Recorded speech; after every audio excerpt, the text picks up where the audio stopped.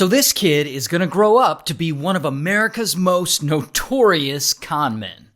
Now, the kid's name is Barry, and Barry's 16 when this story starts, and he's going to high school in California, and Barry really, really loves money. Like, he'll do anything to get it, even if he has to con people.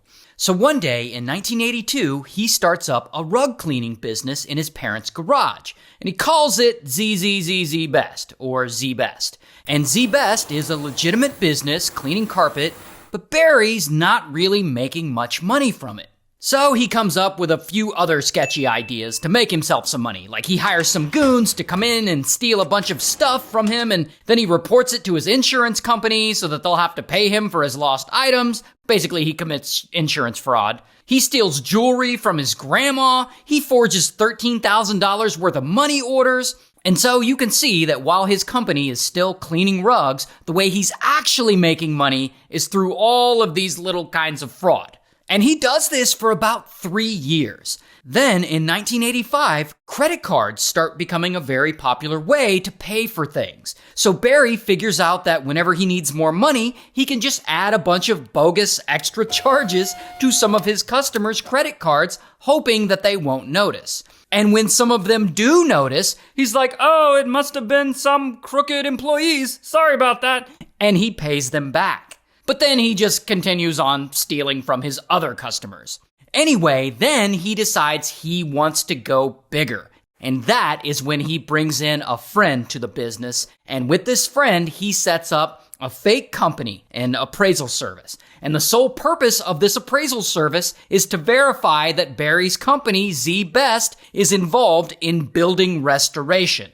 Building restoration is like when a building catches on fire, the insurance company will pay for a company to come in and restore it.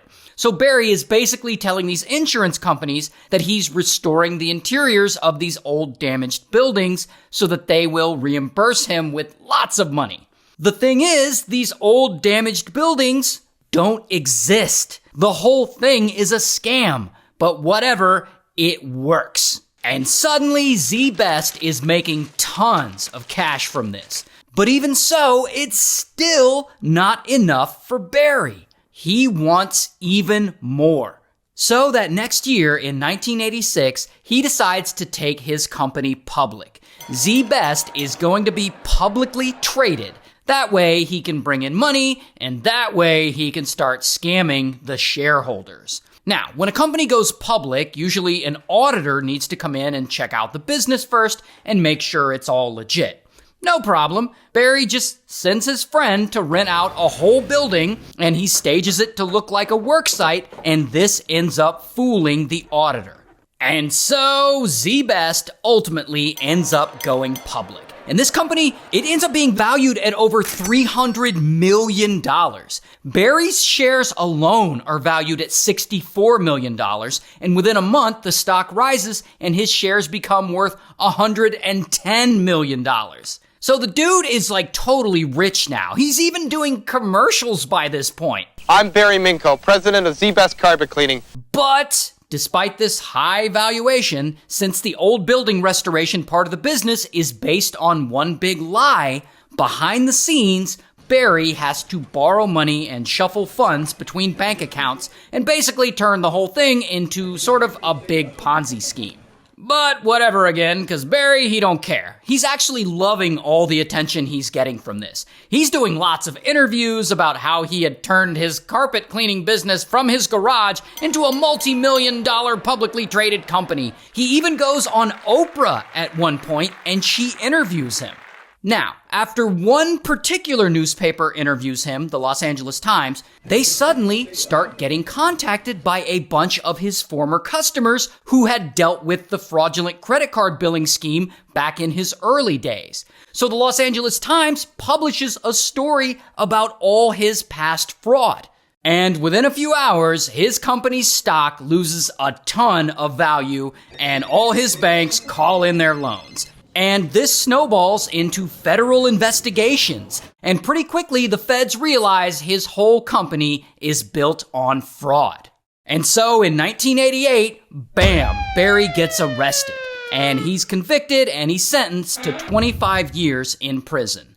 However, he's not done yet. He's got to commit more, even crazier fraud. So while Barry is sitting in prison serving his sentence, he decides that he found religion. He gets involved in ministry and he claims that he's turned his life around. And about 7 years go by, and it's now 1995, and Barry actually gets released on parole. And, he goes back to living a normal life for a few years, but he becomes a pastor, and he eventually gets hired by a church in San Diego to preach. And as part of his sermons, he's very open about his past as a con man, but he says he's completely turned his life around and found religion.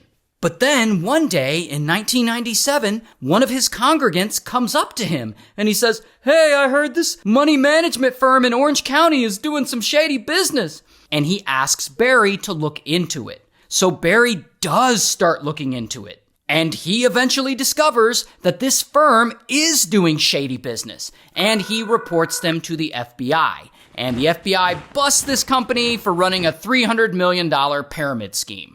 But all this gives Pastor Barry a brand new business idea.